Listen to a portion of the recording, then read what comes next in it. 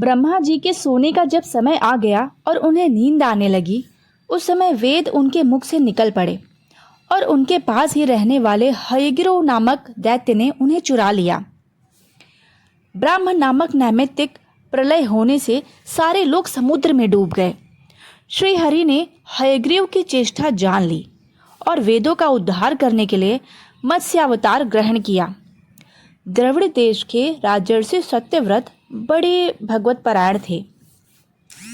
वे Malay पर्वत के एक शिखर पर केवल जल पीकर तपस्या कर रहे थे। ये ही वर्तमान महाकल्प में वैवस्वत मनु हुए। एक दिन कृतमाला नदी में तर्पण करते समय उनकी अंजलि में एक छोटी सी मछली आ गिरी। उन्होंने उसे जल के साथ फिर नदी में छोड़ दिया। उसने बड़ी प्रार्थना की कि मुझे जल जंतु खा लेंगे, मेरी रक्षा कीजिए। राजा ने उसे जलपात्र में डाल दिया। वह इतनी बढ़ी कि कमंडलू में स्थान न रहा। तब राजा ने उसे एक बड़े मटके में रखा दिया। 2 घड़ी में वह 3 हाथ की हो गई। तब उसे एक बड़े सरोवर में रखा दिया। थोड़ी ही देर में उसने महामत्स्य का आकार धारण किया। जिस किसी जलाशय में रखते उसी से वह बड़ी हो जाती। तब राजा ने उसे समुद्र में छोड़ दिया। उसने बड़ी करुणा से कहा, राजन, आप मुझको इसमें न छोड़ें, मेरी रक्षा करें। तब उन्होंने प्रश्न किया, मत्स्य रूप धारण करके मुझको मोहित करने वाले आप कौन हैं? आपने एक ही दिन में 400 कोस का विस्तार का सरोवर घेर लिया। आप अवश्य ही सर्वशक्तिमान, सर्वांतर्यामी, अविनाशी श्री हरि हैं। आपने यह रूप किस उद्देश्य से ग्रहण किया है? तब भगवान ने कहा, आज से 7वें दिन तीनों लोक प्रलयकालीन समुद्र में डूब जाएगा। तब मेरी प्रेरणा से एक बड़ी भारी नाव तुम्हारे पास आएगी। उस समय तुम समस्त प्राणियों के सूक्ष्म शरीरों को लेकर सप्तऋषियों के समेत उस पर चढ़ जाना और समस्त औषधियों और बीजों को साथ रख लेना।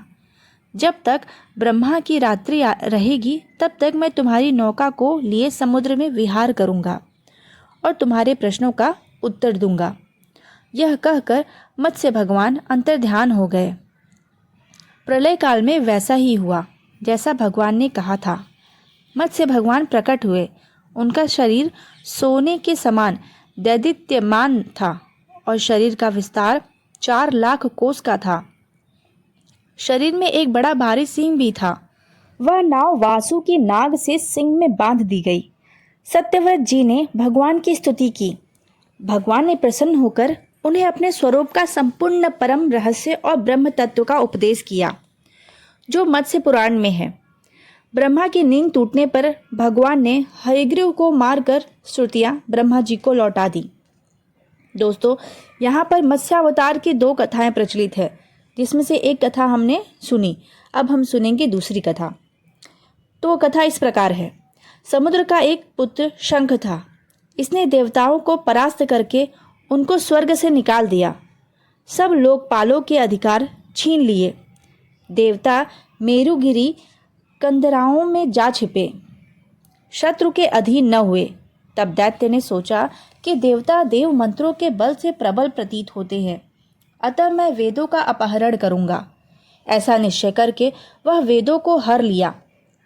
ब्रह्मा जी कार्तिक की प्रबोधिनी एकादशी को भगवान की शरण गए। भगवान ने आश्वासन दिया और मछली के समान रूप धारण करके आकाश से वे विंध्य पर्वत निवासी कश्यप मुनि की अंजलि में गिरे। मुनि ने करुणावश उसे क्रमशः कमंडल, कूप, रस, सरिता आदि अनेक स्थानों में रखते हुए अंत में उसे समुद्र में डाल दिया। वहां भी वह बढ़कर विशाल काय हो गई।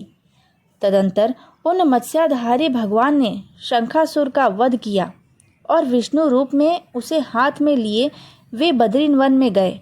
वहां संपूर्ण ऋषियों को बुलाकर आदेश दिया कि जल के भीतर बिखरे हुए वेदों की खोज करो और रहस्य सहित उनका पता लगाकर शीघ्र ही ले आओ।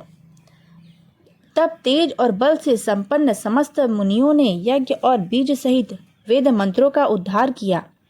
जिस वेद के जितने मंत्रों को जिस ऋषि ने उपलब्ध किया, वही उतने भाग का तब से ऋषि माना जाने लगा। ब्रह्मा समेत सब ऋषियों ने आकर प्राप्त किए हुए वेदों को भगवान को अर्पण कर दिया।